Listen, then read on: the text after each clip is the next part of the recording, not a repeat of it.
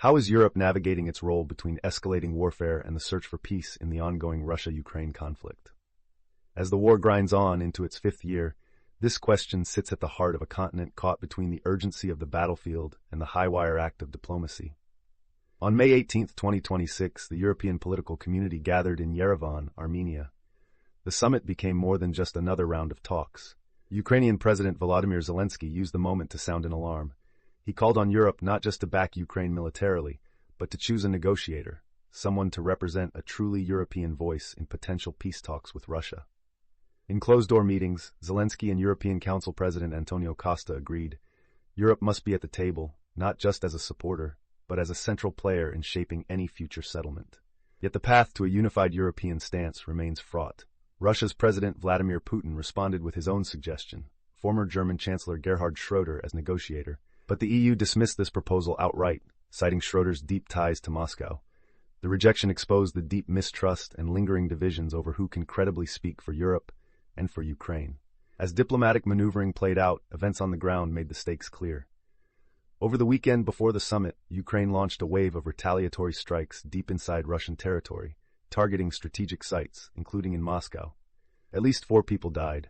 Zelensky justified these attacks as necessary responses to relentless Russian assaults. He argued that striking Moscow was a message, an attempt to force Russia to consider ending its war. The night before the summit, Russia attacked Ukraine with over 500 drones and 20 missiles, targeting Ukrainian cities. Zelensky's plea to Europe was urgent.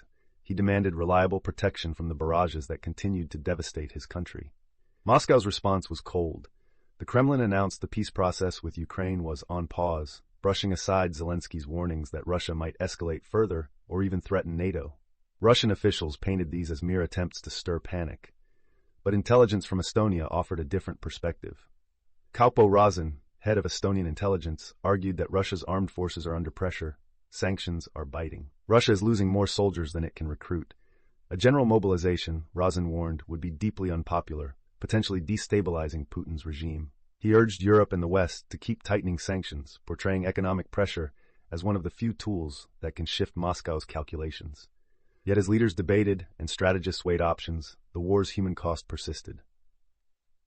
Russian drones struck critical energy infrastructure in Ukraine's Dnipropetrovsk region, destroying a Naftogaz filling station and injuring 2 employees. The attacks underscored the relentless pressure on Ukraine's economy and its people.